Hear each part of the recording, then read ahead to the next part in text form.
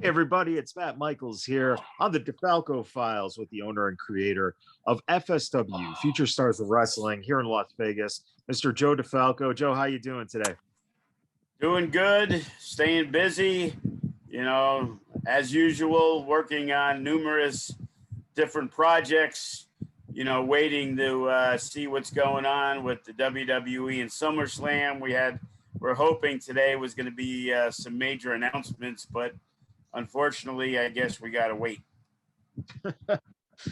It's a waiting game, and it kind of sucks because I think everyone anticipated when it kind of was leaked or mentioned that it was going to be Vegas. So that really is.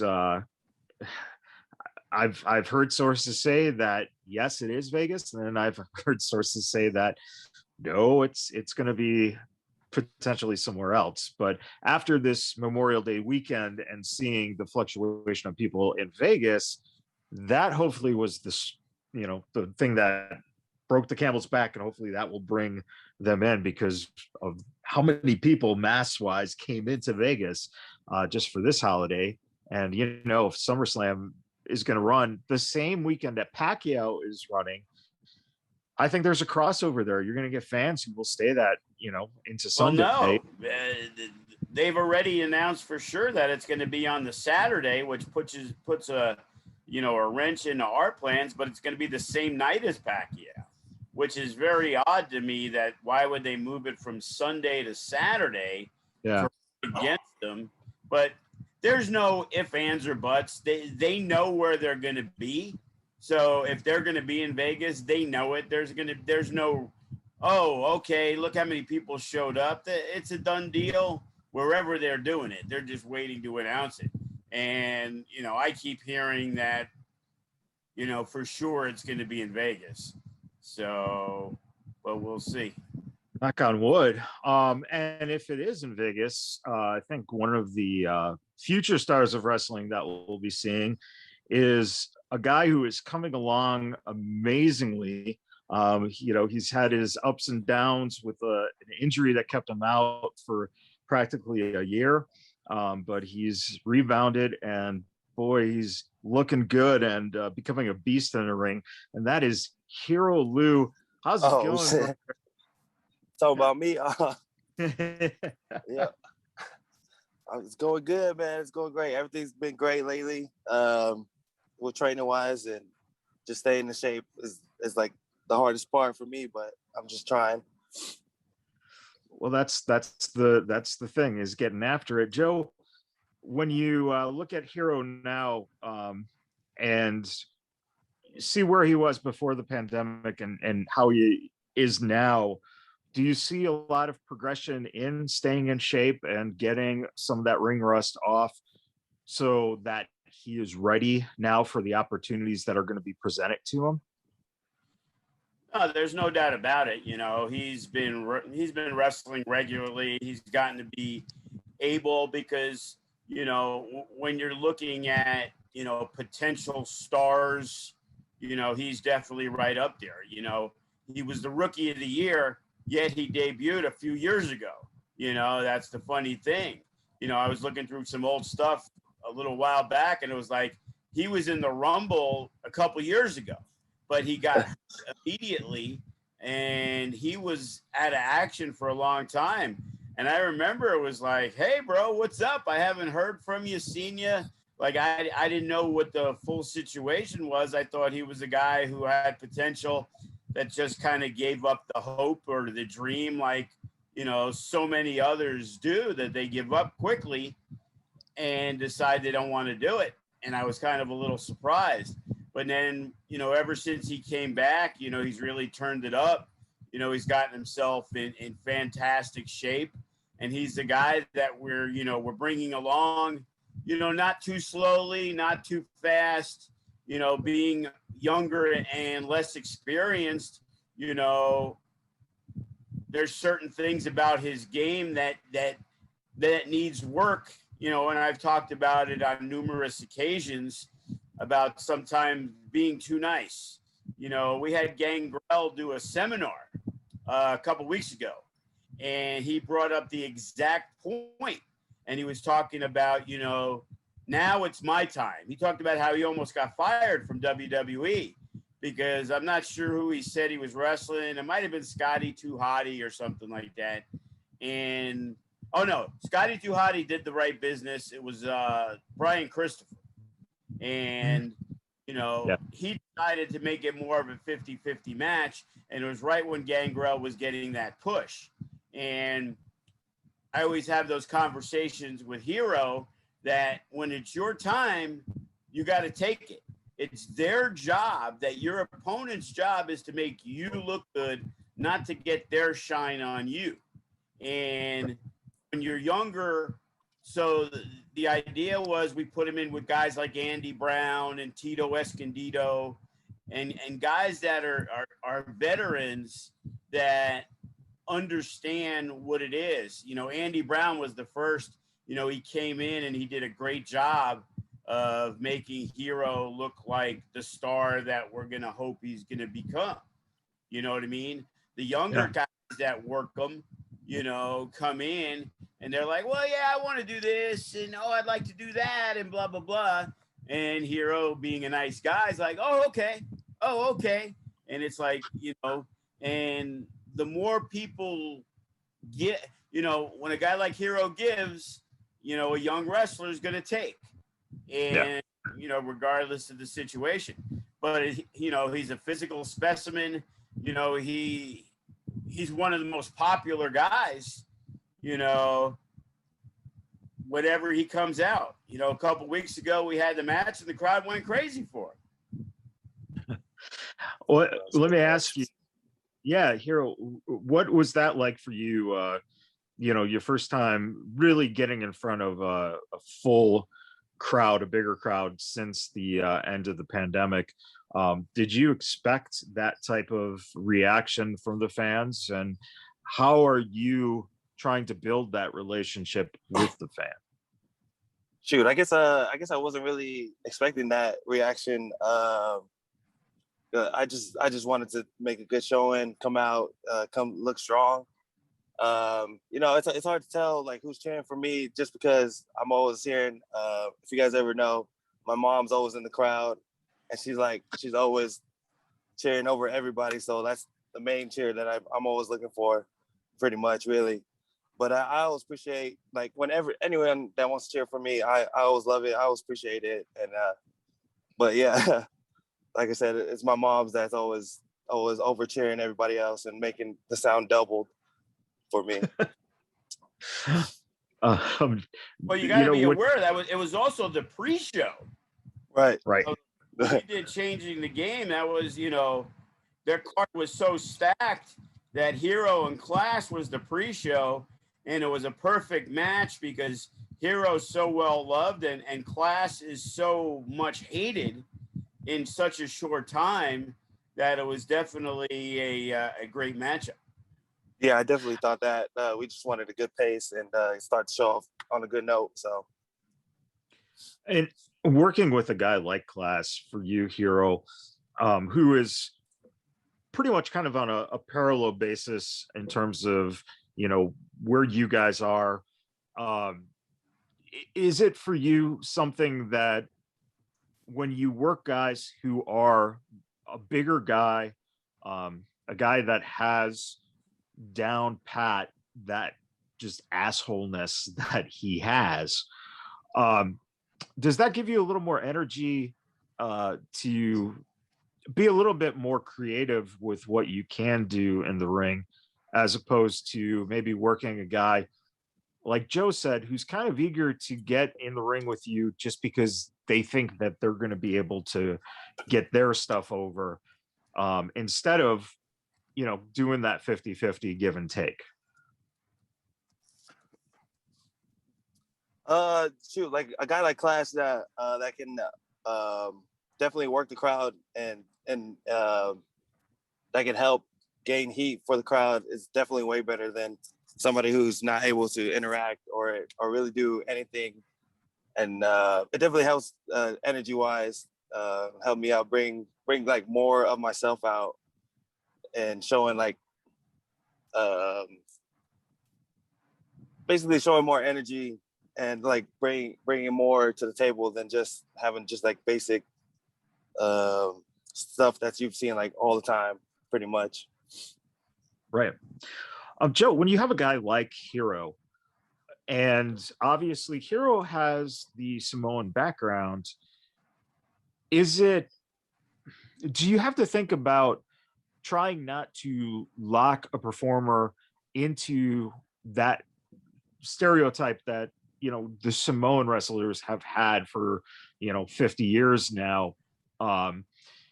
Is it something that you're able to use a little bit of the heritage, but also try to, make it a little different, a little edgier? How do you tap into that when you have kind of a fresh mold in a guy like Hero?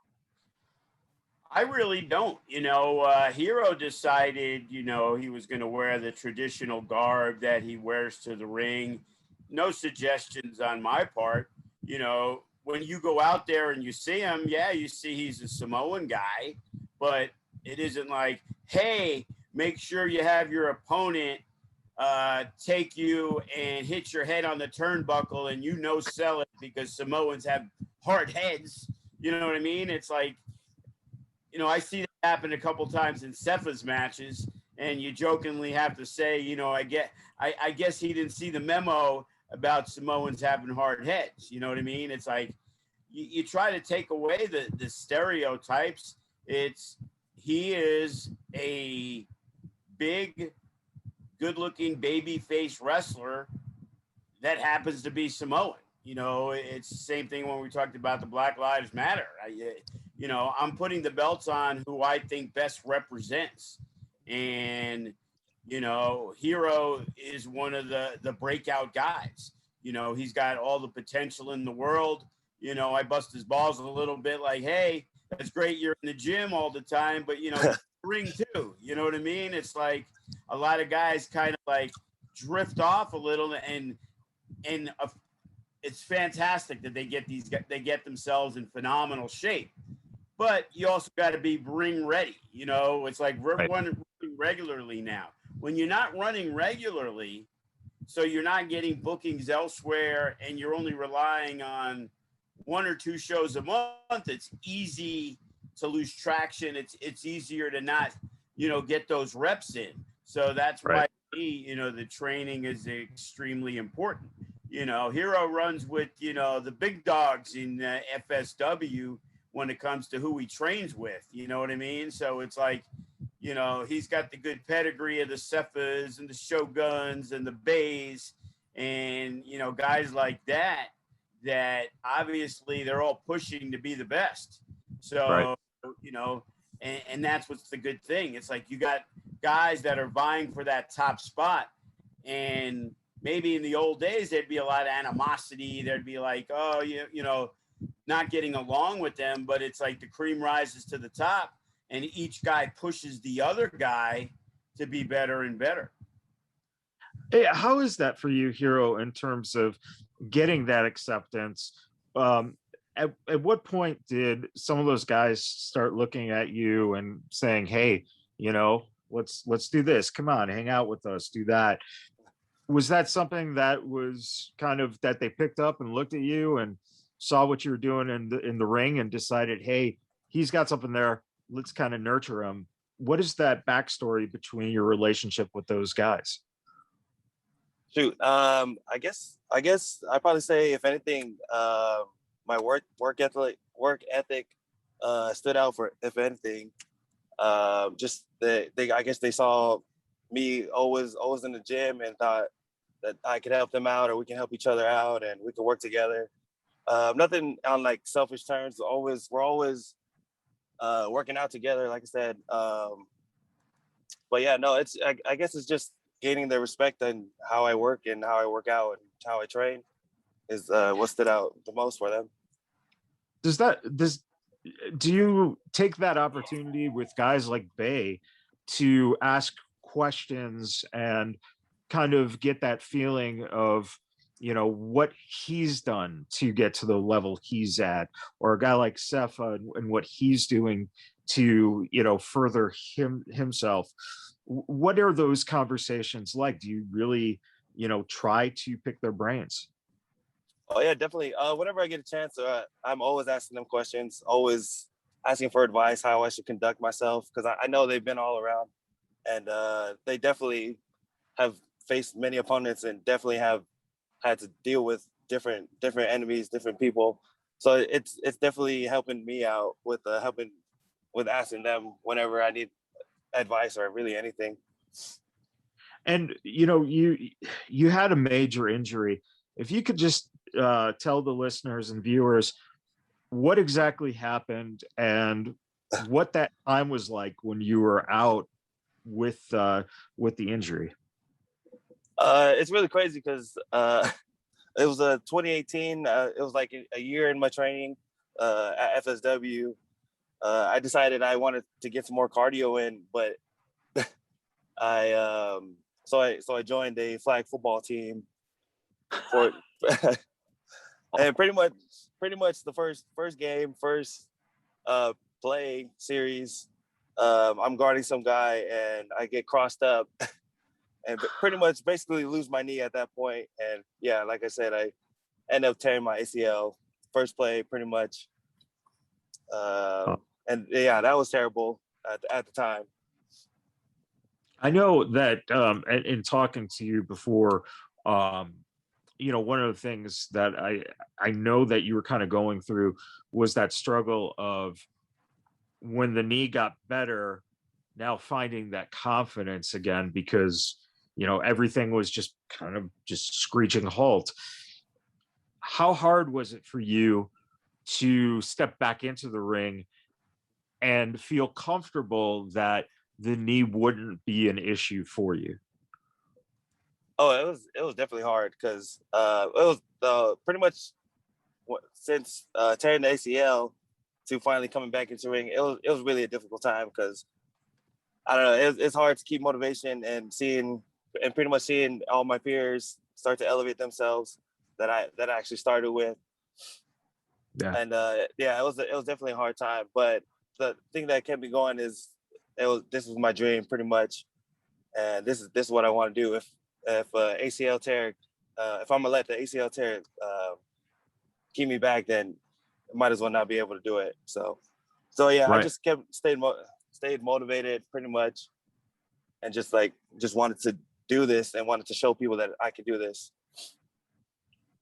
And Joe, when a young wrestler or even a seasoned wrestler, when they go through an injury like that and the process of healing is pretty much done, they're ready to get back in the ring. What is your guys' process of making sure that when they get back into the ring, that the injury is kind of taken care of initially, so that there isn't a problem from that injury leading to another injury that will keep him out further? Well, in his situation, he wasn't really getting a lot of matches beforehand. So when he started training again, it took a while before he got back into the swing of things and having matches at shows. So as he was trying to train and get better and get his knee stronger, he was at training all the time. So in training, he was doing practice matches. At that point, you could tell that, okay, now he's ready to go, and it isn't even like a thought process. It's like, oh, okay, we're ready. Hero's ready. Got an opportunity for him. Let's do it. There was never any on his end like, oh, I'm not too sure yet. It was like he was in the, when he was training, he was going 110%. So, and it wasn't, oh, okay, he's back 2 or 3 weeks later, he had a match. It was a few months later that he Right. match. So he was at training 20 times, 30 times in that process, to where if he hasn't had any issues then, we're assuming that he's good to go. And Hero, who was that first match back against? And what was your nerves like going into the ring in front of a crowd again for the first time since the injury? Pretty sure the first match back, it was Shogun, actually. Uh, but I was really nervous, definitely, and wanted to stay safe and wanted to not re-injure anything really. But I just had trust in Shogun and be able to come out with him and be able to perform with him. Definitely helped out, and I'm pretty sure it came out well, and really nothing too bad from that. Joe, when you are getting a guy like Hero now into the mix, after the injury, it's obvious that he's strong in the ring again, and you're looking at what you can do with him. What were your first thoughts of where can we take the Hero Lou character? Well, before he got hurt, he was a minor player. We were just trying to get him into the mix, Right. and he looked totally different. When he came back, it seemed like there was a more of a mindset, to get there physically and mentally and working on stuff. You know, we've always gone back and forth on his finisher and trying to help grow the character. He's Right. a guy that very quiet. He's an extremely quiet dude. you know. And I got a funny story. So Daily Wrestling came to town. They were going to do some stuff, and they were filming some matches. And I said, "Hey, do me a favor." I said, they were looking for somebody for EC3, and I said, "I got the perfect guy for you. He's young. He looks good. This is a good match for him. I really need you to give him this match." So he's booked to work EC3. And I'm talking with EC3 for a while beforehand. We're talking about maybe doing some business, some things like that. So I don't know what was happening. I might have been running around. I didn't really get to see the match. So I'm like, "Hey, how'd my boy do?" And he goes, "Yeah, it's kind of funny." He goes, "We're putting together the match and we're talking." And I'm like, "Hey, so, what do you want to do?" And he's like, in hero kind of mode, like, "Well, I like to do this, maybe we can do that, and then I'm going to fire up." And EC3's like, "Really? You're going to fire up?" He goes, "Yeah, I'm going to do this and that and fire up." And he's like, "Really? You're really going to fire up?" And he goes, damn straight, he fired up. It was like totally different than what he expected just because of his quietness. And I've told this story to 100 people because I find it extremely funny. So everybody about the EC3 Hero Loose story. You know, so we've established this with you, Hero, that you are a fairly quiet and polite person on top of that. How the hell are you able to kick into gear when you get through that curtain, and B, how do you deal with that kind of feeling that guys are looking at you as he's a nice guy, and that sometimes can be a good thing, but sometimes can be a bad thing because people will try to take advantage of you. How have you been working through your quietness to show that you are bigger than just being this nice guy? Shoot, I guess I just the way I conduct myself, pretty much, I just know there's different levels in this life that like require different energy. So the way I conduct myself, pretty much backstage or really anywhere, I'm really a quiet person that keeps to myself. But the thing that brings out my energy that you guys see in the ring is my love for, like, pretty much performance wise, and that's like something that always attracted me to wrestling growing up, is the high energy guys. One guy like that I like to refer to is Goldberg, pretty much, and bringing energy, and then being a nice guy, pretty much a real nice guy outside the ring. But yeah, in terms of being nice, I've just been working on it, working with other people, seeing how other people think and how other people come up with ideas. And it's definitely helped me out and being able to put together matches that help me out as well.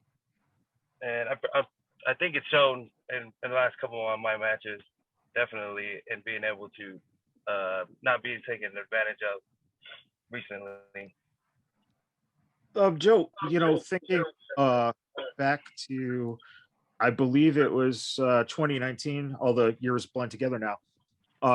The Battle Royal, Hero won the Battle Royal and then didn't get his opportunity for a championship cash in.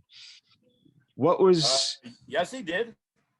Did he? Okay. Explain the whole situation.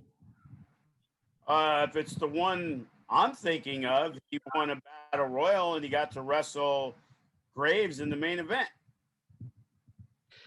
Okay. All right. That's what I think I'm thinking of. What was the mindset? How did you come about that being something that Hero was perfect for? Was it the fact that he is such an over baby face with the fans to then put him in the ring with Graves? Graves could get more heat?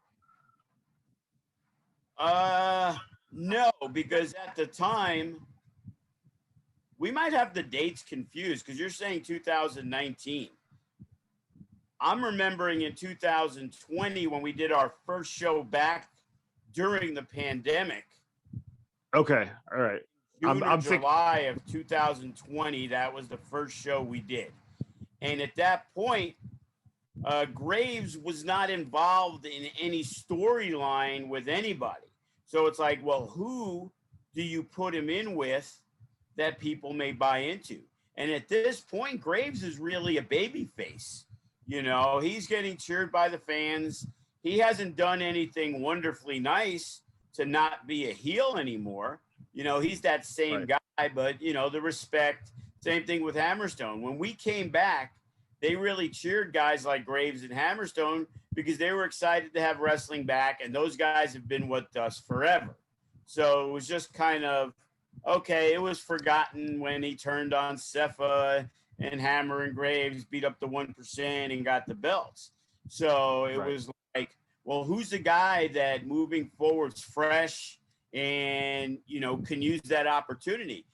I looked at it in a few different ways. It's a good match for Hero to step in with a guy like Graves, who, as I said, putting together matches, for a young guy is a difficult process. Way back when we said, okay, we're gonna give Hero a push here, we're gonna let him start rolling over people, and he wrestled Brandon G, and it was like, hey, you need to thump this motherfucker, and give him a little hope here and there, but you go over as strong as you can. And all of a sudden, I'm watching this back and forth match, like, what the fuck? And it was like, you can't do that. So with a guy like Graves, who's big and bad, it's okay that Hero is going to be selling for this guy because, he's the big bad dude, So they went out and they had a big, I like to call them the battle of the Bruiserweights. And, they went out there and, people got to see, Hero, who probably wrestled Graves in the past, but, he was at a different level now, and he was seen at a different level. It's kind of like with Shogun early on, had matches with Hammerstone and Graves numerous times, but that was when he was in his beginning stages to where he'd look strong, but those guys would go over until we did the storyline where Shogun won the Rumble, and he got attacked before his championship match, and then he got his revenge. So the idea with Hero is he's going to be placed in a good spot, from now on. Him losing to the champ is not going to curtail that push in any way. Right. Yeah, and I did get my time frame mixed up in terms of the years blending together now, and not only that, but you know, Shogun and Hero are very much kind of on the same trajectory. Um, and so, when I thought Battle Royale, that's right, it was Shogun who was taken out. Hero, for you, working with a guy like Shogun or a guy like Graves, the bigger guys, guy like Class, do you feel that working those guys is giving you the opportunity to kind of get a feel of what it might be working with guys who are in NXT or AEW or WWE, that are these bigger guys that you kind of have to become a bigger persona to fill that ring with the energy to stay with those guys? Is this the perfect opportunity for you to work on that, getting up to that level to stay with those big guys? Oh yeah, definitely. Especially Shogun. He's pretty much as big as they come. He's still 6'5", 250, around that. Yeah. And yeah, so definitely working with them, being able to move them around, it does help, and preparing for pretty much anyone else around that size, definitely. And what's the difference for you between wrestling those guys and then wrestling guys like Brandon G, who are a little bit smaller, a little different work style? Do you think that working with those type of guys, the smaller guys, does that lend to you maybe getting a chance to get that mapped out in your head of the difference between working a bigger guy and the smaller guy, like Joe was saying, guys that you have to have squashes with so that you establish yourself? Is that all making sense to you? Is that starting to click on those cylinders of why that needs to be done certain ways? I'm definitely seeing or realizing a difference in working bigger guys versus smaller guys. And when it comes to bigger guys, we can definitely don't have to do as much as working with the little guy, where they would have to do more to me for things to look like it makes sense when it comes for me to sell for them. But yeah, I guess, yeah, working with bigger guys is, like I said, is definitely favorable for me in having to think less than working with smaller guys.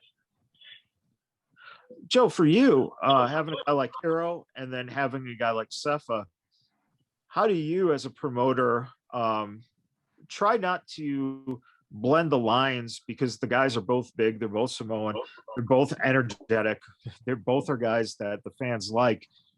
How do you avoid having those two, say, be a tag team, or just trying to tap into that aspect of the similarities and the fan likes, to make sure that Hero is here and Cepha is here, and we're not really converging the two? Well, believe me, I brought it up, the new Samoan SWAT team. I've always was a fan of the SSD, and hey, Cepha, Hero Lou, we do the tag, the Samoan SWAT team. And he's like, come on, because, the thing is, we did a Halloween show a few years ago, and Shogun and Hero came out as the Acolytes, or the APA, whichever you want to call it. And they seem to have so much fun and so much chemistry together.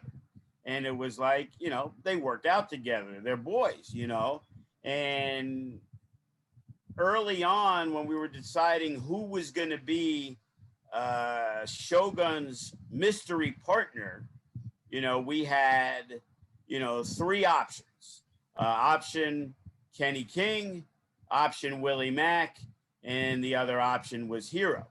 And at that point, we just felt that the buzz on the anniversary show, or No Escape, whichever one it was, I'm not sure at this point, but I believe it was No Escape. That's right. And Yeah. I just don't think Hero's ready for that. Like as a mystery partner, he's a guy on the roster, you know, Willie, so kind of eliminated him. And it was like, well, Willie Mack and Kenny King, they're the outside talents. They work for Impact, Ring of Honor. And then it became, okay, well, Kenny's one of our trainers. He's easier to get. Willie, you have to go through Impact. You know, we didn't realize the pandemic was coming and they'd only have one title defense in a year anyway. So what we ended up doing was we picked Kenny. But later on, there was an incident where the unguided jumped Shogun. So who came out and made the save? Well, we had Hero Lou. And they had, you know, they had a really good match. And the funny thing was a lot of people were like, oh man, you know, they could be, you know, if they won the tag titles that night, nobody would have been surprised. But the problem was Shogun is pushed as a main event guy, and Hero's on the verge of that. So you got a guy here and a guy here. If you put them in a tag, it kind of drops them down. Right. You know what I mean? And it takes away on their focus. For them also to grow, they need reps. They need their singles matches. They don't need to be on the outside, you know, because let's say they did wrestle Chase Bell and Nick Xander. Well, they should pretty much thump them. You know, they wrestled Lights Camera Faction.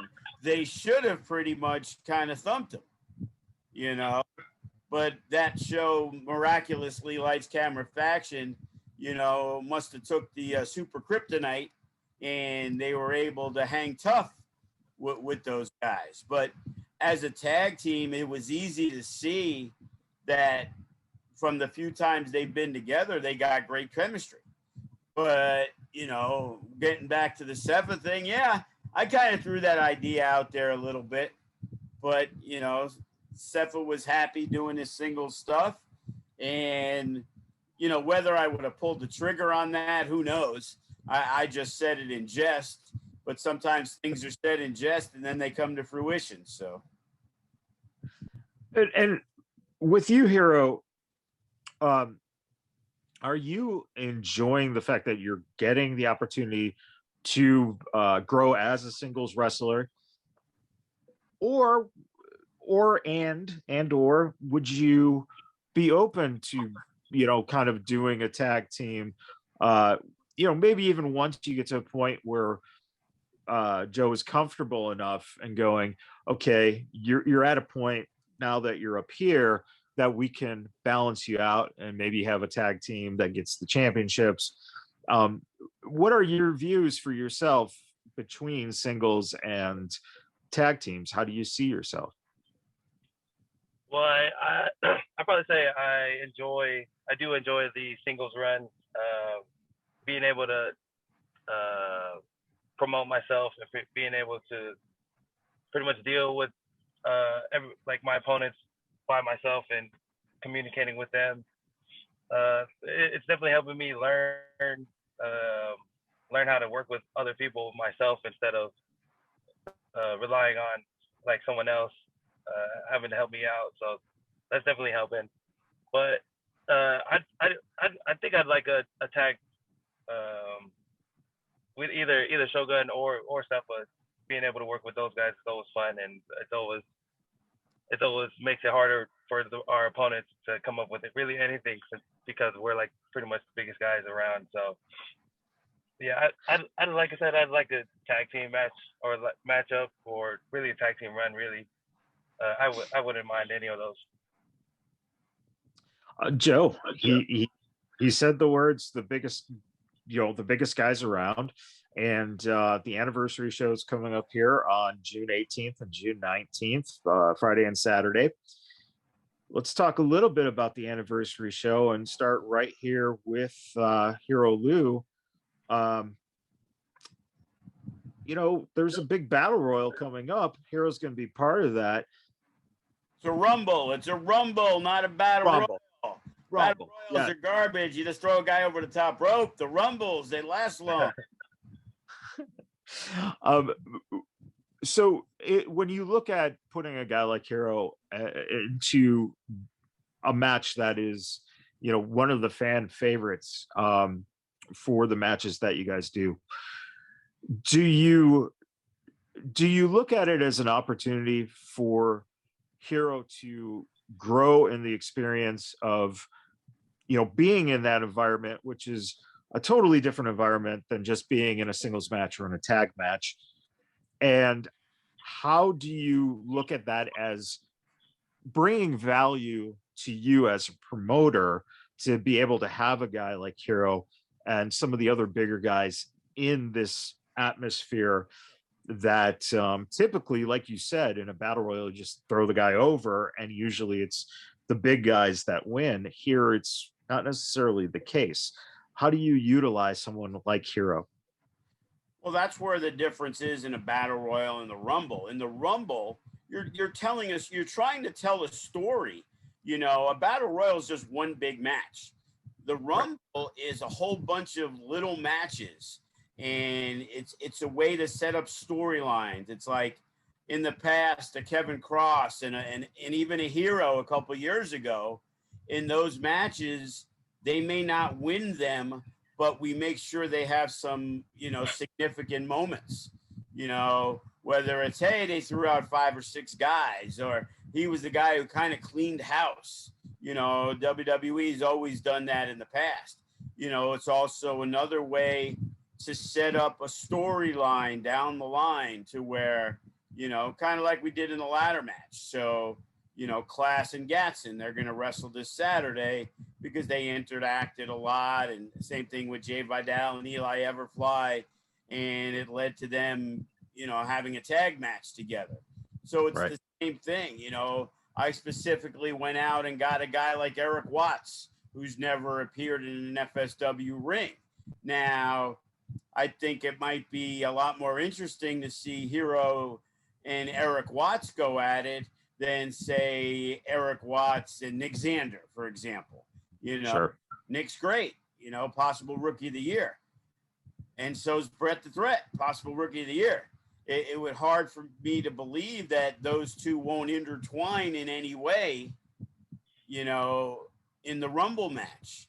And, there's a lot of big guys, there's a couple others, Juicy and Toa, the Toko Uso. So, yeah. They're the not very nice Samoan guys and, looking to hurt people. So, who's to say Hero and Toa don't seem to, interact, and that's the idea. Like, we're just getting the idea. We got a couple of surprises, a couple of mainstays from, FSW past, former No Limits champion, a former tag team champion, and that we haven't seen in a ring in a long time. So we're trying to mix it up. Usually it used to be 30 guys was very difficult. Now 30 guys are like, oh, I got to leave this guy off. Hey, like one idea was the Suavecitos, but the Suavecitos, they're going to be in the pre-show match, and they were extremely impressive with Adrian Quest, who's going to be in the show. And right now we're contemplating 3 things: Adrian Quest and the 6th man with the Suavecitos in the pre-show, and then maybe double duty because it's sure. And, we're talking about doing, one of those red hot scrambles to start the show. Like, do I want to see Adrian Quest technically in a Rumble match that's like a battle royal that all you look at this, there could be 12, 14 guys in there. He's not going to be doing this cool shit. I see Adrian Quest, Funny Bone, Brandon Gatson, all those guys, Eli Everfly, Jack Cartwheel. I'd rather see those guys tearing it up inside the ring, and Hero's definitely going to be one of the favorites when it comes to the Rumble, and we're going to see what happens. Will he have alliances? Will he get, taken out by a grouping? That there's so many things to do, and the luck of the draw, and who's going to draw number 1.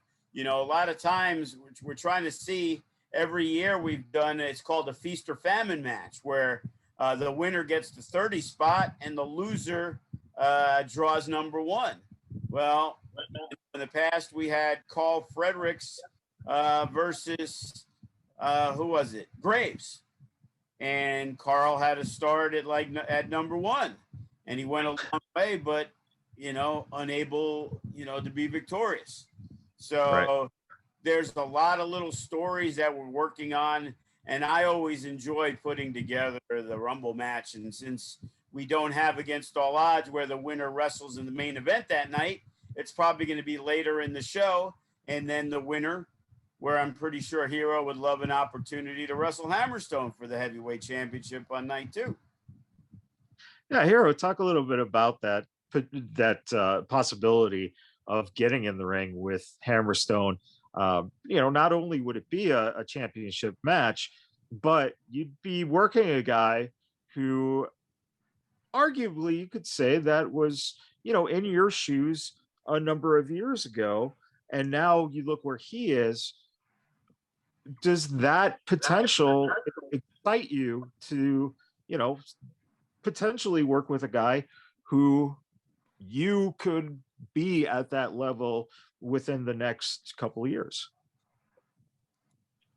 Well, so far, I'm pretty sure I've worked them 2 or 3 times, worked with them in the ring. And each time I guess I'm measuring myself and being able to match his energy really. Each time I just being able to, like I said, hoping to be better each time when I do see him and when I do match up with him, and hoping that I do get good feedback from him and that he sees improvement every time that he sees me. Really, it's really what I'm aiming for, and really able to match his caliber, because he's also been around pretty much anywhere really, and been everywhere. So, but that's definitely what I would want to do. If I'm able to go up on the Rumble and then go with him the next night. Joe, when you're looking at putting together the anniversary card, since it's the 2 days, what are some of the obstacles in doing a 2-day show, and what are some of the benefits of being able to do a 2-day show? Well, the difficult process is, are fans going to be willing to pay good money to come to 2 shows? We got a new venue, costs money. We're bringing in guys, costs money. And, tickets, front rows, $50. We give a break. If you get both nights, we'll give you the front row for $40 the second night, which is generally a higher priced FSW arena show. So we're not really bumping the price. So it's similar to what people would pay for the casino shows at Sam's Town. So you got $90 if you want to come to the front row. One guy bought 3, so that's $270. People got to, always talk about the wrestling fans and having no money. Well, they're spending good money to be there. And we may have actually oversold the front row night 1. We're at 87. We would only been able to do about 67 to 70 at the FSW arena. We're going to try to make it work. 87 is going to be tight. I was counting yesterday about the front row for night 2. I figured we were at about 60, and it turns out we're at about 76. So we only have about 10 front row. So obviously our hardcore fans are not concerned with the price, and they're coming to the event. Going out there, we got the pre-show. We got a special meet and greet with Leo Rush and Chris Bay. We got the regular meet and greet, and we're actually doing a really cool after party. As Randy from Diversion Amusements said, we don't have cooks, we have chefs. They do, they can work because they also used to run concessions back in the day at Cashman Field. So they understand about creating menus and doing stuff like that. So we're in the process of It's a $25 after party, but it includes a buffet. So, you know, it's going to be a long day. You know, we got a seminar with Leo Rush starts at 2. So I'm probably going to be there by 12, and I probably won't be home until midnight. And that's the first night, you know. Now, when you say, what are the advantages, it really frees up the card, because when you put a Rumble on the card, you got to eliminate one, or at least one and maybe 2 matches. So when you have 9 matches with the Rumble, 7's cutting it. Okay. So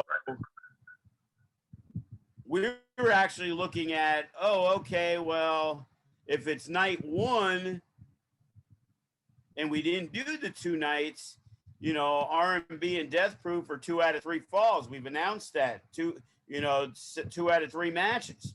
Well, the Unguided have to be on an anniversary show. So then we were contemplating them teaming up against Ice and another member of Lights Camera Faction, because we didn't have room for 2 title defenses at that point. You know what I mean? So now we're able to put Sandra Moon and Maz, and we're able to put Chris Bay and Leo Rush, and we have the Rumble, and then we have a couple other matches. But now we're going to move, now the winner in R&B and Death Proof night 1, and the winner wrestles Unguided night 2. So there's a tag title match. We're going to figure it out. You know, Ice Williams will defend the No Limits title. Remy's wrestling Davari on night 1. So we're already at 5 or 6 matches. So if we squeeze in the scramble, you know, we're done. So now we got to figure out, you know, unfortunately, Class is not able to make night 1. So he won't be involved in the Rumble, which I was really looking and hoping that he would be. So, you know, with Class, now we need to find an opponent for him on, you know, night 2. You know, does Hero get a match if he doesn't win the Rumble? You know, it's going to be really interesting, because, you know, the way things play out from the Rumble, which, believe me, is 100% undecided. You know, we don't know where we're going in a bunch of different cases. So, you know, we're just trying to get to who the exact 30 are going to be, and then we're going to move from there, you know? Yeah. So that's the best part of doing 2 nights, especially when, you know, people are excited. And as we saw, we did Future Shock this past week on Friday night. And as usual, our crack student crew, when they're putting together the arena for the show, you know, they're spacing out the seats that were like, dude, where you guys been? You know, the last 2 shows, we don't space out the seats. Right. It was like, oh, yeah, no, we figured why get the seat chairs in the back, because it's Future Shock. So there was spacing in the chairs. So we probably had 45, 46 front rows. Well, at changing the game, we did about 64 or 65. And we did actually, you know, space out like for the 3 feet, more like 2 feet, whatever. And it was like, well, we're not going to worry about it. We only got about 40 sold anyway, because usually at a Future Shock, it's based on the guys selling some tickets and our hardcore regulars. And all of a sudden, we had almost as many people as we did at changing the game. And there was close to 150, 160 people there. So, you know, people want to go out. They're done. Now, if wrestling is something they enjoy, they are going. They don't care if it's one night. They don't care if it's 2 nights. They don't care if they're gonna hang out with their friends at the after party, hang out with the wrestlers. You know, have 2 nights. You know, normally with a 2-night anniversary is asking a lot, but this year, you know, it's worked. We were able to get the venue for it, so we are extremely excited. The only thing we couldn't do on this 2-year anniversary was doing the Hall of Fame ceremony. There was Right. just too much going on, and we were hoping to do it, and we still are hoping to do it SummerSlam weekend, but we got to figure out the logistics and, eagerly sit and wait on the computer for WWE to make the official announcement. Because, again, we're 95% sure it's in Vegas, but, which is crazy to me. Like, then why wouldn't they just run on Sunday to run a separate day than Pacquiao, then run Right. the exact same day? I don't know. Yeah, it's odd. Hero, and just listening to Joe talk about the potential opportunities, have you ever thought about the potential of becoming a no limits champion? I know that's against Joe's usual thinkings of what that belt is, but in your case, maybe that's a next step before the championship. How do you view something like that, or even the Nevada state title for that matter? Lately, I've definitely been thinking about the Nevada state title and being able to have a shot at that. Definitely. When it comes to the no limits, if anything, I'd want to work with the dude that's holding it right now, Ice Williams. He's a whole character, really, and I think I'd be able to have a good showing with him and come out and perform, have a great performance with him. Definitely, he's a funny guy, really. But yeah, so yeah, when it comes to the no limits, I'd have a shot with that and have fun going at it with Ice. Anytime we say Ice Williams, I'm expecting him to like pop up in the back of your car, or come on camera with Joe, because I think Ice hears his name and just appears. Yeah.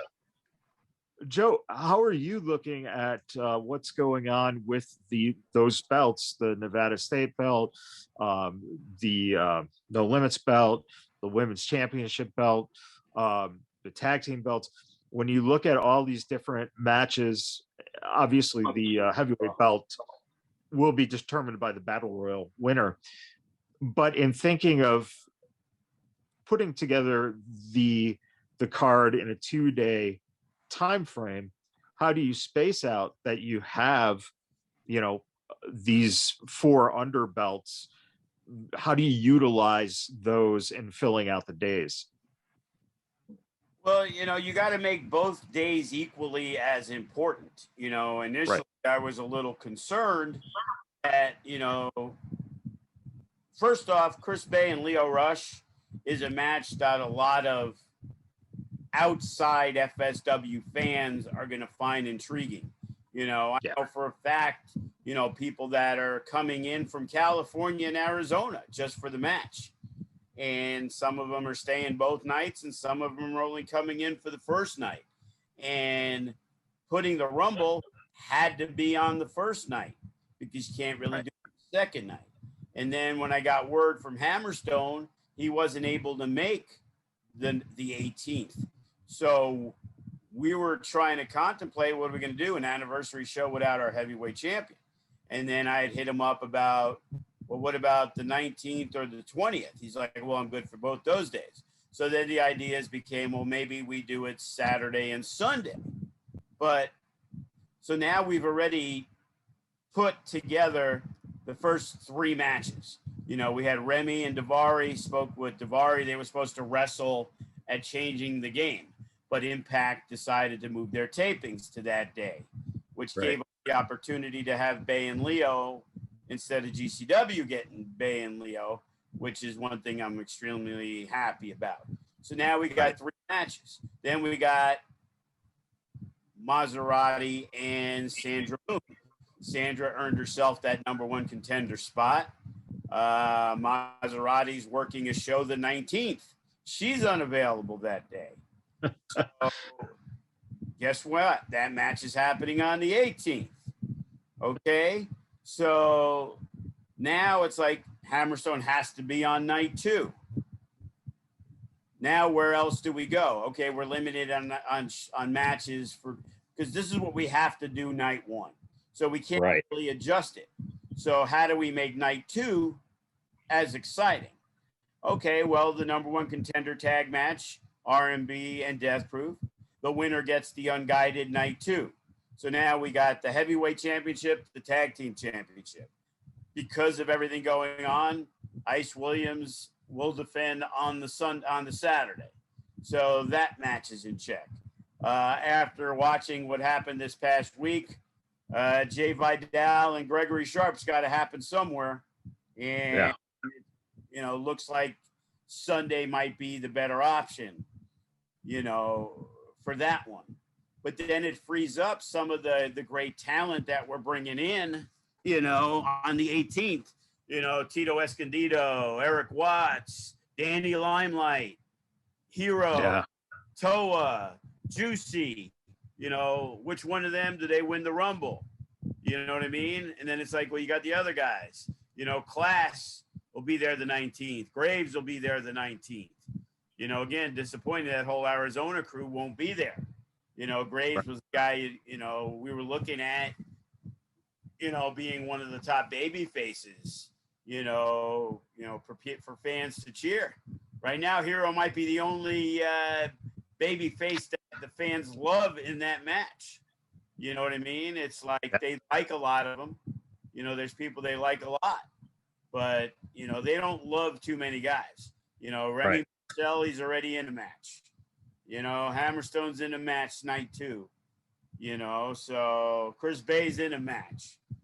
Right. This might be a night where, if you enjoy the bad boys of wrestling, unintended, might be a good weekend for you. And as we start kind of wrapping up here, Hero, let me ask you about that idea of, kind of being potentially the baby face torchbearer in a big Rumble match where you're going to have a lot of really top heels. Do you feel any pressure to perform? And the follow-up on that is, could we possibly see Hero Lou body slam Juicy? Shoot. Yeah, that's a big guy. I don't know. If y'all want it, then it's gonna happen. I'm gonna make it happen for y'all. But as being one of the bigger baby faces, I don't know. I'd probably say it's just gonna bring out more out of me, if anything, and performance-wise, and it's gonna be letting me show another like a whole nother side, a whole nother level. Be it having to carry that babyface role, really. But no, definitely, it's gonna be fun.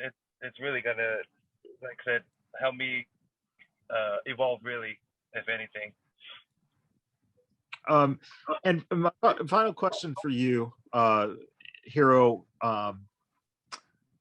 what does it mean to you, as you talked about your mom and hearing her cheers, what does it mean to you to be able to have your mom in the crowd and, have that support from someone who is very important to you in your life?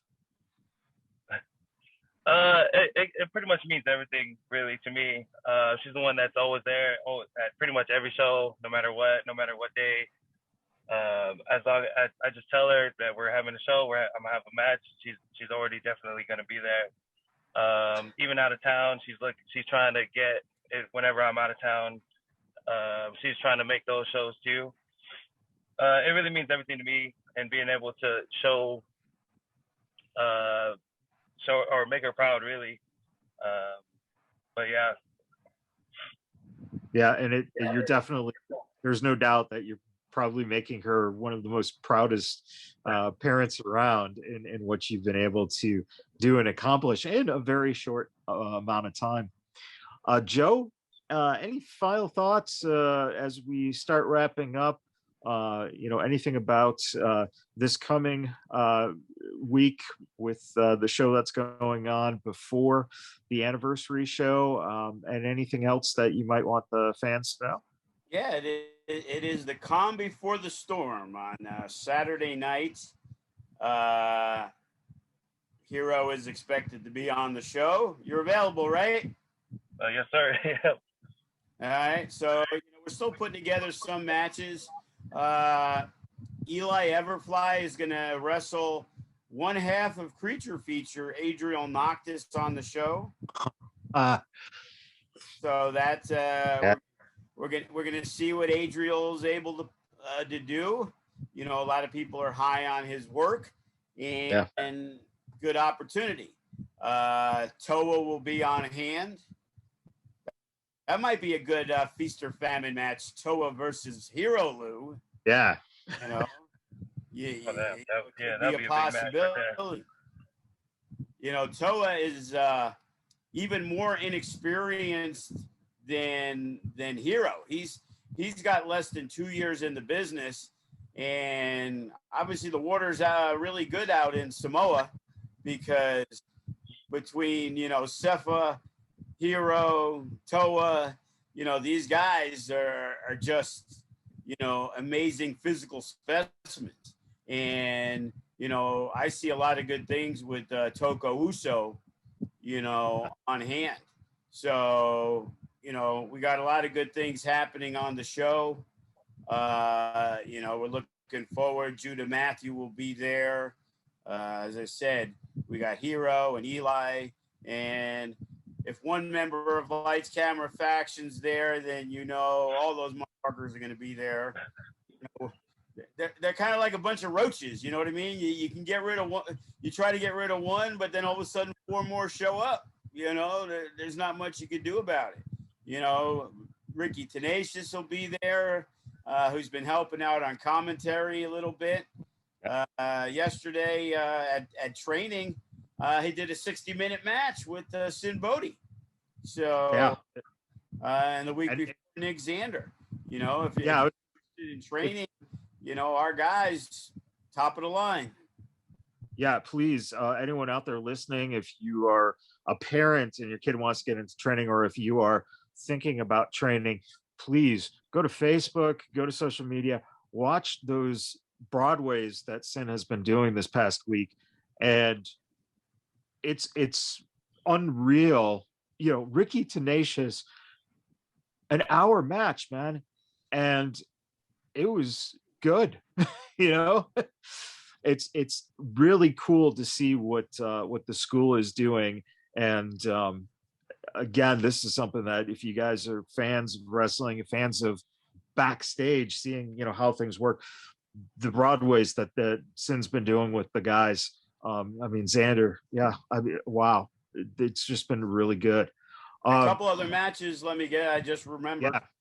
The Unguided are going to be there, and Remy Marcel's going to have a non-title match. Should be a good one against Jordan Cruz. So, it's exciting. And I believe that if you're a subscriber to the network, that's when you can see that if you can't make it out to the arena on Saturday. Yeah, free of charge, $6.99. You subscribe, and 2 weeks in a row, you get a free wrestling show featuring some great talent on there. So you can't go wrong. You basically watch the network for free and pay $3.50 to watch a top-notch wrestling show. Yep, absolutely. And check out the FSW network if you haven't subscribed. It's wonderful, and there's just more evolution going on with that platform all the time. Also, if you guys are in Vegas the weekend of the anniversary shows, I encourage anyone who's intending on going, get your tickets early, because it's going to probably be, we're hoping, just from fan reactions, probably 2 nights that are going to sell out. So please, if you're in town and you want to see the show, get those tickets now. Get your hotel rooms now if you're coming from out of town, because it's going to be a pretty off the hook weekend, as Joe said, including an after party on Friday. So please definitely come out, support. I will also throw out there, buy food and drinks when you go to the anniversary show, because this is one of the nice things about like Joe said, them having, you know, real chefs and preparing some really good stuff, it helps supporting keeping FSW in what could be a future relationship for a long while. Yeah, we need to do some good numbers. Hopefully, people eat and drink. As I've been told, you know, $5 drafts. There's going to be a $5 to $10 food menu items throughout the show. And, you know, I guess if you go to PT's, I don't. That's what I was told. It was like, hey, the pricing on drinks is more like PT's. So, you know, not crazy priced, not cheap. So it's kind of like right in the middle. And remember, you're going out for a night. You know, you have food, you have drink, you got great wrestling for 2-3 hours. Knowing us, more like 3 hours. But you know what I'm saying. No, Joe, no, knowing that being said, it's probably going to be 4 hours. So might have to. We got to hit that drink guarantee. You know, just continue to support everyone, and continue the support of Hero. Hero, where can people find you on social media? My main two social medias is my Instagram account at It's Hero Lou, and then my Facebook. It's just my first and last name, Brandon Lou. You know, hit me up on either one. Excellent.